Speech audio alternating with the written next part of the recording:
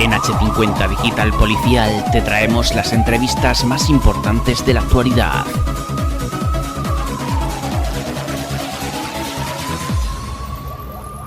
Con Pilar Ramos.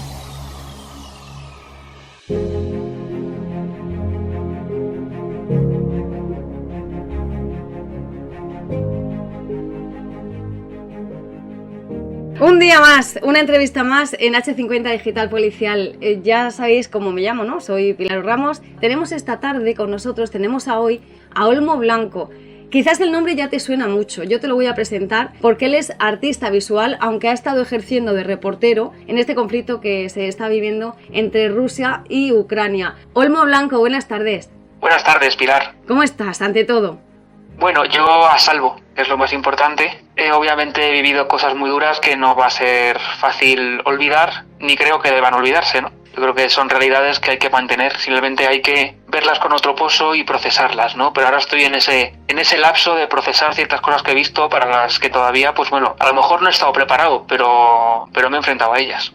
Te hemos visto, yo creo que todo el mundo sabrá ya con quién estamos hablando. De todas formas, yo voy a decir que para quien no sepa todavía quién es Olmo Blanco, podemos decir que bueno, su primera imagen fue verlo cuando lo vimos interpretando y tocando el piano ese aria italiana de amor, el Vaga Luna de Bellini, en la frontera polaca entre Polonia y Ucrania, porque él decide un día, yo recibo un WhatsApp de Olmo y me dice: Pilar, que me voy a Ucrania.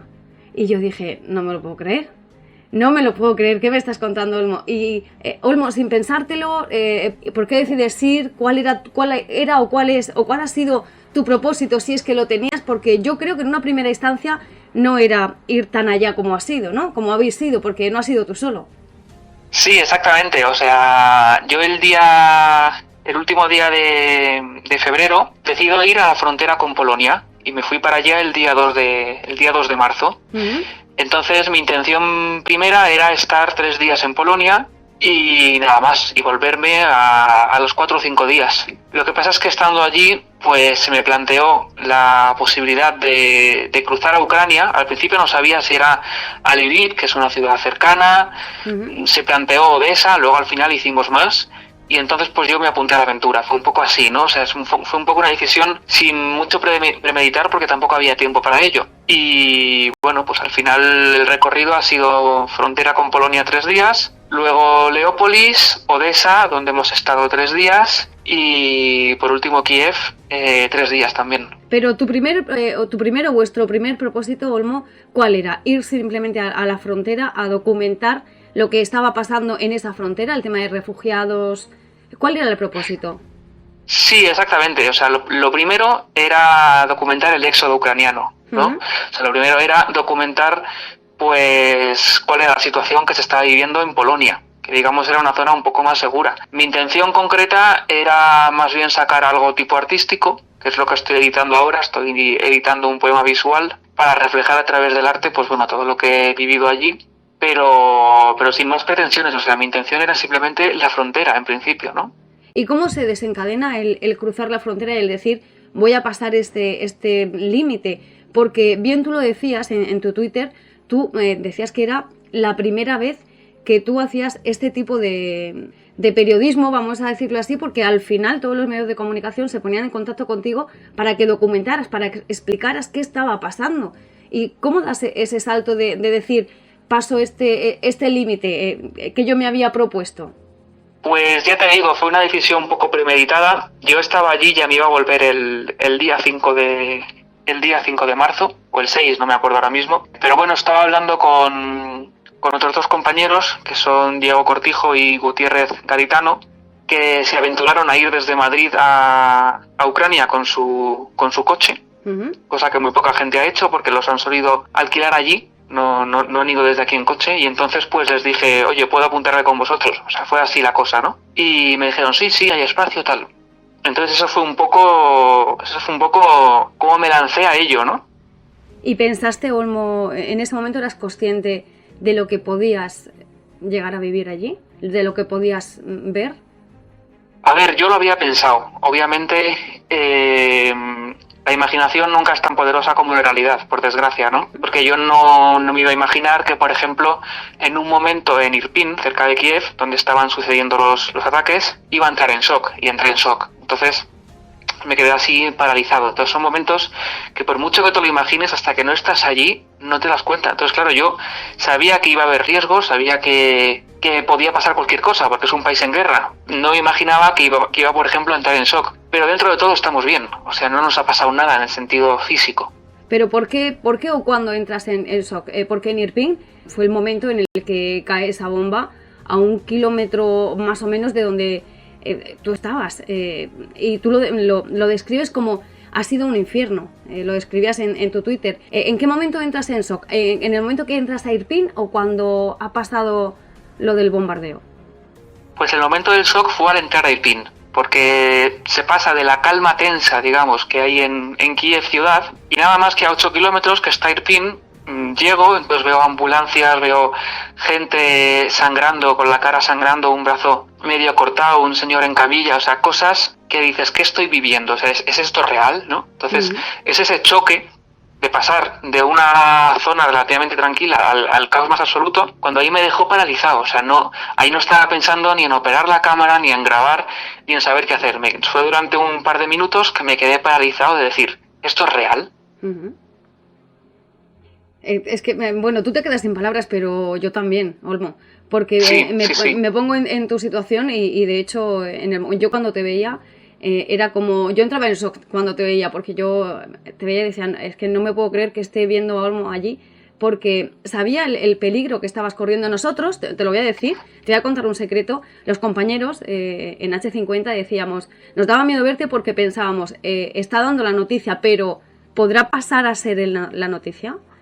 No sé si me has entendido, yo creo que sí. Sí, claro, entonces, te entiendo. Claro, teníamos ese miedo, estábamos también un poco en shock de verte allí y decir, mientras que te veíamos en televisión, sabíamos de ti, sabes que, bueno, pues te mandábamos mensajes para saber cómo estabas en todo momento, mirábamos Twitter, Instagram, porque estábamos en esa incertidumbre, no contigo solo, evidentemente, todo el mundo que está allí entra dentro de esa dinámica de poder ser la noticia. Pero claro, a nosotros, evidentemente, pues nos preocupabas tú como compañero y como persona que conocemos tan cercanamente. Y entrábamos en shock también, ¿eh? Nos ha costado mucho verte allí, por eso queríamos entrevistarte y hacerlo contigo de primera mano. Viviste ese bombardeo que yo estaba diciendo hace unos minutos, que tú nos cuentas, fuiste testigo de que fue sin ningún tipo de aviso previo. Hubo la muerte de varios civiles, que fue algo que confirmaste tú en los medios de comunicación, de militares y de un periodista. ¿Qué se te pasó por la cabeza en ese momento, Olmo? Sí, así es. O sea, eso fue el último día entero que pasamos en Ucrania antes de volver, y fue el más escabroso porque nos enteramos al llegar a Irpin también, esto también fue en Irpin, que un periodista del New York Times había sido asesinado de un tiro. Al principio, claro, no sabíamos si había sido una bomba, si había sido un tiro. O sea, llegas y es un poco lo que te cuentan los compañeros, ¿no? Yo creo que todavía, cuando nos enteramos de eso, no había trascendido a prensa internacional. Y claro, a uno se le encoge el cuerpo, porque dices, un compañero de profesión le ha pasado esto, ¿no? Pues dices, leches, me puede pasar a mí, ¿no? Es lo primero que se te pasa por la cabeza. Y luego, efectivamente, yo escapé de un bombardeo. Hubo dos. Hubo uno en el que, estando en el puente, cayeron algunas bombas a 1 o 2 kilómetros más o menos, que en ese momento, bueno, no pasé miedo, porque se veía a distancia. Y luego hubo un momento en el que, sin sonar ningún tipo de alarma antiaérea ni nada, de repente cayeron 2 bombas y fueron algunos militares y miembros de la Cruz Roja los que instaron a los que estábamos allí, que en aquel momento ya éramos pocos, nos instaron a buscar refugio. Entonces hay un vídeo en el que se me ve corriendo con una militar a buscar refugio en un edificio en construcción. Y claro, esos minutos en los que estaban cayendo, eso creemos que eran morteros, que no eran misiles. Entonces, son al azar, no tienen precisión exacta. Entonces, cayeron a pocos cientos de metros, pero si llega a caer, o sea, yo en ese momento estaba pensando, si llega a caer justo una encima de nosotros, no lo contamos, porque eso no era un sótano como tal, era un edificio en construcción y bueno, algo protege, pero llega a caer ahí un pepinazo de esos y no salimos vivos. Pero aún así, Olmo, lo sorprendente y déjame decírtelo, para mí tu profesionalidad es que tú seguías grabando. Porque tú grabaste todo lo que estaba... O sea, cómo escapabais a ese refugio, quién estaba con vosotros, dentro estuviste grabando, estuviste documentando todo eso. No sé si hay que tener mucha sangre fría para eso. No sé, en ese momento, ¿qué piensas, Olmo, para seguir grabando? Pues estaba concentrado en lo que quería hacer. Entonces, bueno, tuve miedo, pero no me paralizó el miedo, cosa que yo creo que es muy importante, ¿no? Porque yo en ese momento, bueno, iba con el estabilizador y con la cámara, incluso tuve la certeza de girarlo según nos íbamos avanzando hacia el refugio. Yo giré el estabilizador 180 grados para que se nos viera a nosotros entrando, ¿no? Cosa que, claro, fue una decisión un poco fría, como bien dices, porque en un momento así, pues no sé, me podía haber invadido a lo mejor el pánico, como me pasó cuando entré en shock, y no haber reaccionado. A lo mejor, como me pasó una vez el haber entrado en shock, ya la segunda supe gestionarlo mejor, es posible. También pudimos ver, gracias a ti, Olmo, unas imágenes, para mí fueron, bueno, estupefactas, imágenes de personas colgadas de farolas. Se ha hablado muy poquito de eso, lo hemos visto, pero se ha hablado muy poquito de eso. ¿Qué crímenes de guerra se están cometiendo por ambas partes? Pues mira, a aquello que te refieres no nos queda claro a ninguno de los que estábamos allí exactamente si eran espías rusos o eran saqueadores. Creemos que eran saqueadores porque allí hay una tradición, entre comillas, que se llama el árbol y que consiste en humillar públicamente a las personas atándolas a árboles o a farolas, ¿no? Entonces, claro, esto en épocas de caos y de guerra pues se acentúa como todo abismo moral al que uno se pueda asomar, ¿no? Yo creo que, hombre, barbaridades se están cometiendo por ambas partes. Lo que sí está claro es que ha sido Rusia quien ha invadido Ucrania, ¿no? O sea, eso es innegable. Pero tampoco me parece ético, obviamente, que esto es ya una opinión personal, que a gente, pues, por robar una barra de pan, que esto no lo he vivido yo, pero sí lo han vivido compañeros, robando literalmente una barra de pan y les han atado a un poste y les han dado de azotes, por ejemplo, ¿no? Pero bueno, esto supongo que se escapa unido a las guerras. ¿Y qué se hace contra esto, no? Esa sería la pregunta. ¿Qué se hace contra esto? Si es que mientras hay personas que están muriendo y se exilian 10 millones de personas, esto a lo mejor podría ser considerado una cosa nimia, una cosa de nada. Y claro, te pones a comparar y realmente lo es. Esto es una cosa anecdótica comparado con todos los horrores que se están viviendo allí. ¿Estamos viendo nosotros desde aquí la realidad o se está maquillando? A ver, yo creo que todo es propaganda, de un lado y de otro. Rusia está diciendo que es por desnazificar Ucrania, y bueno, en Ucrania, de parte del ejército ucraniano, obviamente hay personas con ideología neonazi, también los hay anarquistas, también los hay comunistas, o sea, hay un batallón anarquista que está defendiendo Kiev.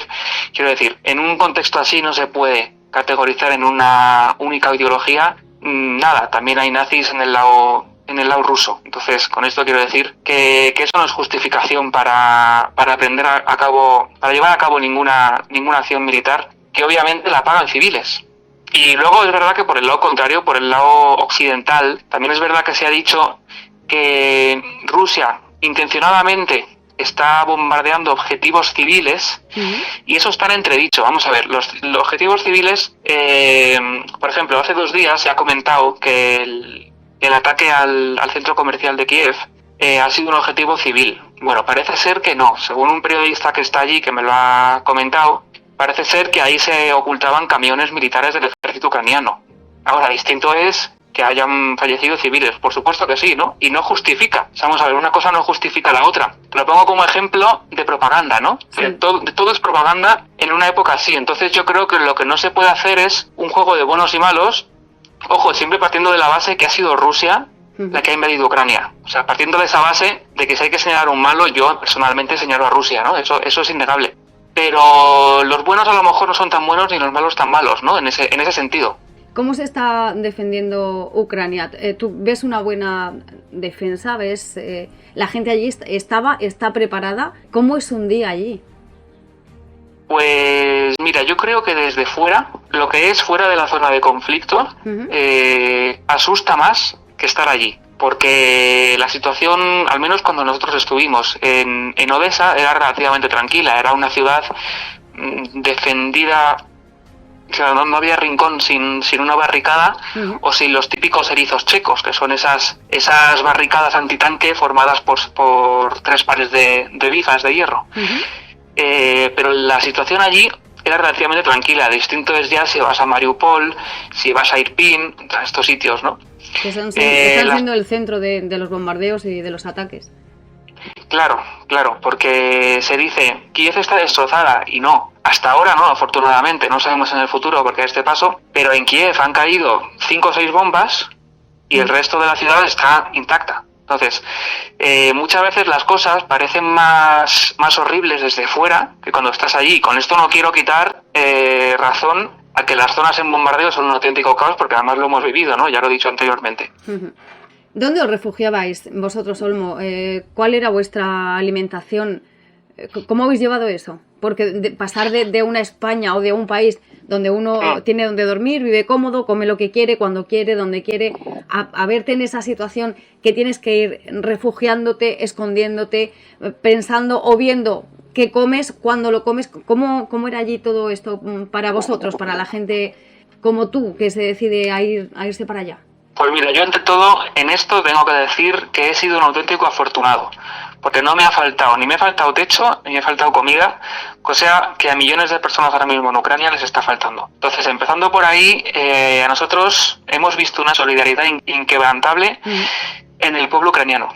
O sea, la primera noche que llegamos nos acogió una familia en Lviv, Leópolis, lo más amable del mundo. Para ellos también los europeos somos un referente, ¿no? Porque en general el pueblo ucraniano, pues bueno, le gustaría aspirar a la Unión Europea, entonces claro, eso es un punto a favor, pero yo creo que no solo por eso, sino como personas, a mí me ha dejado el corazón encogido, ¿no? De decir, leche, o sea, es que nadie se merece una guerra, pero estas personas, tal y como se están portando, muchísimo menos, ¿no? También en Odessa nos acogió, bueno, antes de Odessa paramos en Vinnytsia, que era una ciudad de la que los rusos habían destrozado el aeropuerto, y también nos acogió Sergei, un chico majísimo, en su casa también. Y en Odessa lo mismo, o sea, porque es que los hoteles, quitando en Kiev, que sí hay, los hoteles ahora mismo en Ucrania están cerrados y no hay opción de reservarlos, por ser un país en guerra. Entonces, gracias a la solidaridad de la gente. Sin eso habría sido dormir en el coche o al aire libre en sacos o vete tú a saber dónde, ¿no? Poniéndoos más en peligro de lo que ya os poníais, Claro, que era mucho. Claro. Sí. ¿El periodismo allí está censurado, Olmo? Pues mira, tenemos que decir, punto muy a favor por parte de las Fuerzas Armadas de Ucrania, es que con nosotros se han portado bastante bien a la hora de los checkpoints, es decir, en cuanto dábamos las credenciales de que íbamos a grabar, nos han tratado muy bien, nos han dado indicaciones, nos hemos sentido a gusto y respetados. Del lado ruso no se está comentando lo mismo, se está comentando todo lo contrario. Yo no he estado del lado ruso, o sea que tampoco puedo hablar en primera persona, pero sí lo que me ha llegado de gente, ¿no? Entonces, ahora mismo es un país dividido, ¿no? Entonces, yo creo que del lado ruso es muy difícil ejercer el periodismo. Hay personas que lo están haciendo y madre mía, o sea, para eso yo creo que hay que ser realmente valientes. Pero nosotros en ese sentido, bueno, del lado ucraniano no hemos sentido el peligro por parte de ellos, ¿no? Imagino que no te has planteado ir a Rusia. No, a Rusia no me lo he planteado. Lo primero porque no quiero contribuir económicamente ahora mismo con ese país, o sea, no quiero ir para no hacer gasto. Me parece que el boicot es el arma más poderosa que tenemos y que tenemos mucho más poder como consumidores que como votantes, ¿no? Entonces, empezando por ahí, tampoco creo que merezca la pena el riesgo que conllevaría ir a grabar nada en Rusia, porque es que por decir no a la guerra te pueden meter en la cárcel. Entonces, no es una cosa poco seria. ¿Has visto en Ucrania, Olmo, has visto más miedo o más rabia?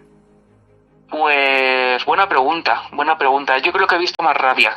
Miedo no he visto. O sea, hablo entre la gente que está dispuesta a luchar y claro, es con los que nosotros periodísticamente nos ha interesado más y hemos hablado. O sea, yo he visto que van decididos, que van a luchar hasta el final. Precisamente tengo colgado un vídeo en Twitter que estábamos grabando en una instalación militar que habían caído unas bombas y justo sonó la alarma antiaérea y nos refugiamos y bueno, mientras tanto un militar nos contaba que si ellos caen iban a luchar sus mujeres, sus hijos y hasta sus perros. O sea, lo dijo así como metáfora y se le veía totalmente convencido de que iban a hacer lo que fuera, que no iban a rendirse, que aunque solo quedara una ciudad en pie, la iban a defender. O sea, yo creo que van ahí con honor a por todas, ¿no? Y les da igual en ese sentido perder la vida si van a morir por su país. ¿Qué crees que puede pasar? Me gustaría saber tu opinión, porque estamos hablando de lo que acabas de decir, que esta gente van a luchar incluso aunque les quede el perro. Por parte de Rusia quieren una negociación que ellos no están aceptando. De momento no se está aceptando esa negociación con los matices que lleva. ¿En qué iba a acabar esto? ¿No? Pues claro, yo no me dedico a la geopolítica, pero el sentido común me dicta que lo que puede acabar deviniendo de esto es una guerra de guerrillas, que yo creo que es incluso más peligroso que un ejército regular, porque supone mucho más caos, ¿no? Y ojalá me equivoque, pero yo lo que veo en esto es que Ucrania está formando, aunque sea con 1 o 2 semanas, está formando militarmente, que hemos visitado algún centro de civiles armados también, o sea, son fuerzas del ejército ucraniano que adiestran a civiles, y no eran 10, 100 civiles, no, era mucha gente. Entonces, aunque esta gente tenga un adiestramiento de 1 semana, tú armas a lo mejor a 5 millones de personas y cuidado, porque además van a luchar por convicción. Los rusos a lo mejor que están allí no están luchando por esa convicción, están porque les mandan, porque muchos rusos que han ido son chavales de 18 años que se acaban de meter en los cuerpos de defensa de Rusia, posiblemente muchos también para tener algo que comer, porque en Rusia se lleva atravesando una crisis importante. Entonces, claro, yo creo que la motivación en eso es una cosa importante. Y yo, si tuviera que apostar ahora mismo por un escenario, apostaría desgraciadamente por una guerra de guerrillas a medio o largo plazo. ¿Pero tú crees que esto se puede solucionar así, con una guerra de guerrillas? No, claro, no es la solución. Ojalá llegaran a un acuerdo de paz, pero soy pesimista. Yo soy pesimista respecto a eso. Bueno, esperemos ver que ese escenario no se cumple y se solucione todo esto democráticamente, por las buenas, de la mejor manera posible, porque lo que es cierto es que está muriendo muchísima gente inocente, tanto por un lado como por otro, aunque estamos diciendo pues que evidentemente Rusia ha sido quien ha empezado esto y no nos vamos a poner de parte de ellos. Y la triste realidad es que hay muchísima gente que está muriendo y que no tendría que ser así. Olmo, yo veía en tu Twitter, creo que lo vi en Twitter y en Instagram, había sido criticado entre algunos no sé si son tus seguidores o gente que comentaba por estar en Ucrania. Algunas personas te tachaban de no valorar tu vida. Sí, es una cosa que me ha pasado con seguidores y con amigos, ¿no? También, incluso. Gente pues que aparte, a ver, yo entiendo que la gente que me quiere me diga no vayas, ¿no? Yo se lo diría también a un amigo al que quiero mucho, ¿no? Lo primero que me sale del corazón es decir, Olmo, no te vayas, ¿no?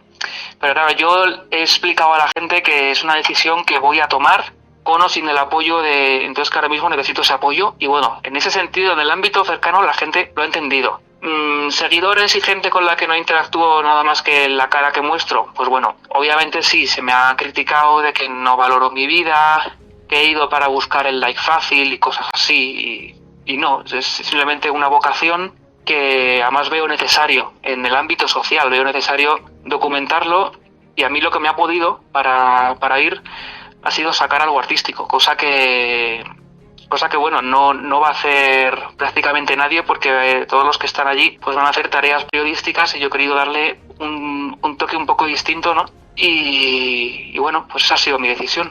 También tenemos que decir que hiciste un crowdfunding cuando estabas allí y que la mayoría de tus seguidores participaron en ese crowdfunding en apoyo a lo que tú estabas haciendo. O sea, somos mayoría, por lo menos lo que yo creo, lo que yo escucho y lo que yo veo, somos mayoría los que apoyamos lo que hagas, las decisiones que tomes profesionalmente y personalmente, evidentemente, aunque nos dé miedo que estés allí, eso es obvio.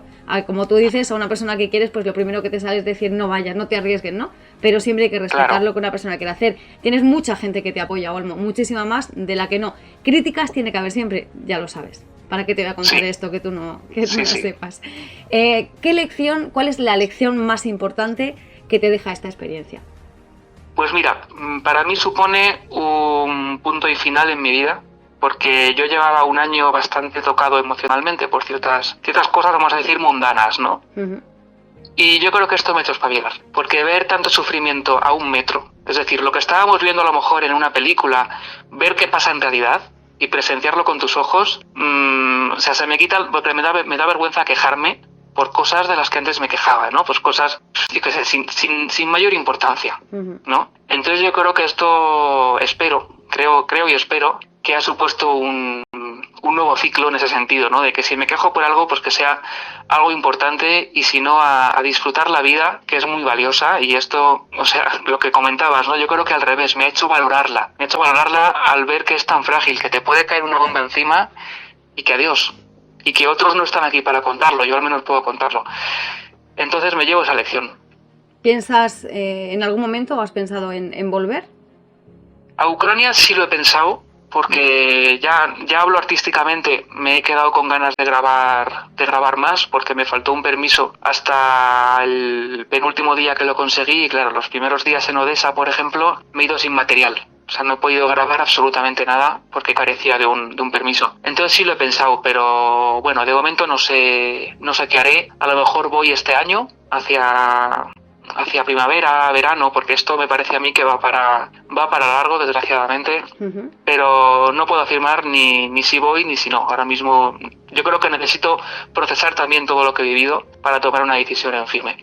Estás editando, Olmo, los vídeos que grabaste en Ucrania, y con esas imágenes y has escrito un texto para acompañarlo, y vas a publicar un poema visual, porque tú estás, dices que tratas de aplicar en él la delicadeza que se merece, el respeto y la sensibilidad que merece este tema. Adelántanos algo. Bueno, pues precisamente el crowdfunding lo hice con esta idea, ¿no? Hacer un trabajo más artístico. Pues claro, aquí hay una realidad, que es que si voy a grabar vídeos para hacer periodismo, no voy a grabar los mismos vídeos para hacer algo artístico, porque el periodismo es otra historia. Entonces, claro, yo de casualidad que he podido vender, sobre todo a Mediaset, he podido vender material, pero sinceramente no me lo esperaba, no esperaba que fuera a vender nada, y por eso hice el crowdfunding, ¿no? Para poder financiar mi estancia allí y sacar este trabajo artístico, ¿no? Entonces, bueno, la idea, o sea, el guión que tiene el texto es precisamente sobre esto que he hablado, de que nos estamos quejando por cosas realmente que no tienen trascendencia, y que luego pones un pie allí y dices, hostia, ¿no? Lo que pasa en un país que no está tan lejos. Es como una bofetada que te da la vida, ¿no? Sí, exactamente. Es un choque de realidad abismal. Y eso pues lo voy a acompañar de ciertas imágenes que yo creo que hablan por sí solas. O sea, lo podría también poner sin texto, lo he pensado, ¿eh? O sea, de hecho el texto yo creo que hasta última hora no decidiré si lo pongo o no. Igual lo quito, porque hay ciertas imágenes que es que por sí solas ya hablan. Las imágenes también acompañadas con un texto bonito, más que con un texto, con una voz. Tú tienes una voz muy bonita, Olmo. También lo puedes acompañar con una voz bonita, ¿eh? Y eso quedaría espectacular. Yo estoy deseando verlo, como todo lo que haces. Pues eso ya será sorpresa, porque ni yo mismo lo sé. No sé si le voy a poner voz, si no. Yo creo que esto lo estrenaré en un par de semanitas. Y bueno, hasta entonces me toca trabajar en ello, y un buen curro de edición, desde luego, porque me llevo 12 horas de grabación y tengo que seleccionar para hacer 2 minutos más o menos de vídeo.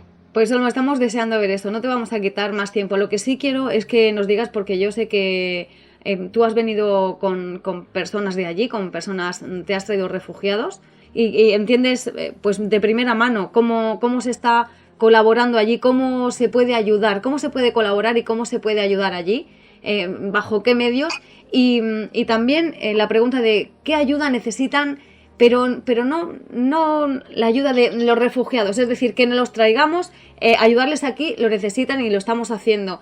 Pero se ha hablado mucho en los medios de comunicación que se ha mandado ayuda, como eran medicamentos, víveres, ropa, y había medios de comunicación que decían que no hacía falta, había tertulianos que hablan y decían que no hacía falta enviar eso, que se necesitaba otro tipo de ayudas, que allí había ropa, ya había víveres, ya había medicamentos. ¿Qué ayuda se necesita allí y qué ayuda necesitan que hagamos aquí?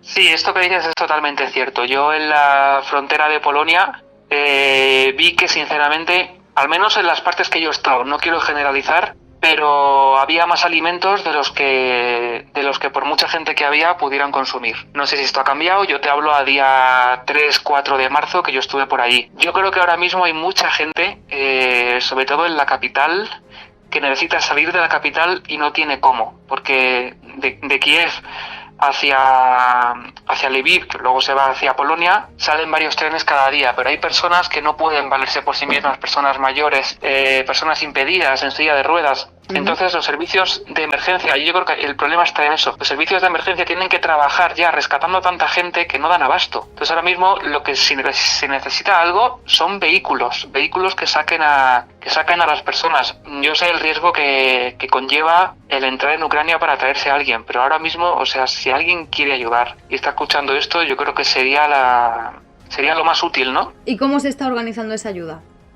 Pues mira, esta ayuda se está, por ejemplo, de mi compañero Gutiérrez Gaditano, ha fundado EUTSI Ucrania, que es una organización que gestiona precisamente el sacar gente del país y luego recolocarlos con familia o con amigos aquí en España. Entonces es una buena forma de colaborar, de ponerse en contacto con gente que necesita salir o incluso contactar. A mí, por ejemplo, lo que nombras que sacamos a personas, una seguidora por Twitter que yo no tenía el placer de conocer, me escribió y bueno, leí su mensaje de que tenía un amigo en Kiev que necesitaba salir del país y no sabía cómo, porque claro, él está impedido de una pierna, entonces no podía ir a coger el tren y él era prácticamente imposible. Entonces, pues bueno, lo gestionamos y está aquí en Madrid.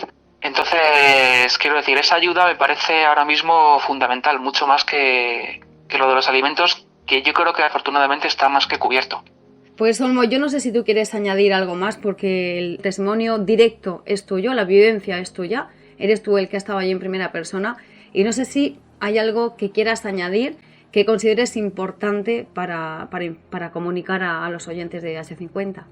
Pues bueno, una cosilla que te iba a comentar antes, cuando hemos hablado de qué solución se le puede dar a este conflicto, yo hay una cosa que me preocupa y es Rusia a medio y largo plazo, porque se la está aislando internacionalmente, se le están poniendo sanciones, bueno, merecidas, sí. Se le está haciendo boicot, pero yo creo que esto puede dar alas a Putin a decir, los malos son Occidente, entonces que Rusia se haga un estado autárquico. Y esto ha pasado en la historia, ha pasado precisamente con Alemania. Hitler ascendió precisamente porque capitalizó el descontento social frente a unas sanciones brutales que se le impusieron a Alemania tras perder la Primera Guerra Mundial. Entonces, quiero decir, hay un paralelismo histórico que ojalá me equivoque, pero me hace un poco recordar a esto, ¿no? ¿Que crees que es un escenario posible también? Sí, entonces a mí me preocupa eso, que Rusia se haga un estado autárquico y se rearme y quiera Dios lo que puede pasar. Esperemos que no, porque eso que no. Sería traspasar, ya se están traspasando, pero sería traspasar más líneas rojas y estar contra la Unión Europea. Claro. Esperemos que no sea así. Pues Olmo, yo sí que te puedo decir, en nombre de H50, de toda la gente que te conocemos, que para nosotros eres un valiente. Tu testimonio ha sido primordial para que sepamos la catástrofe humanitaria que se está viviendo allí, el horror de la guerra que has tenido delante de tus ojos. Queremos agradecértelo porque para nosotros eres un héroe, eres una persona increíble que no tenía por qué estar allí y de una manera u otra, aunque tú fueras a documentarlo, has estado al pie del cañón informando en cada medio de comunicación donde te han llamado, jugándote la piel. Te agradezco enormemente esta entrevista, te doy la enhorabuena por el trabajo que has hecho, por la persona que eres, por tu profesionalidad y te mandamos un abrazo enorme, pero no nos asustes, cuídate. Sí, yo me cuido dentro de lo posible, aunque de vez en cuando corra riesgos, y un placer hacer esta entrevista para vosotros, saludar a todos vuestros seguidores y oyentes, a todo el equipo de H50 y sobre todo a ti, Pilar. Muchas gracias por esta entrevista, ha sido un placer. Gracias a ti, Olmo, te queremos mucho, que lo sepas. Venga, yo a vosotros también. Un beso enorme, un abrazo. Un abrazo.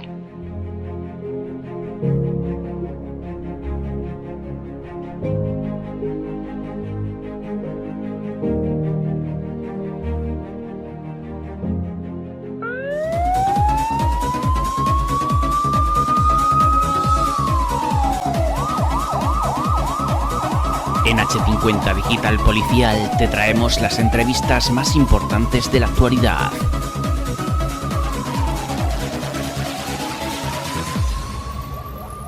Con Pilar Ramos.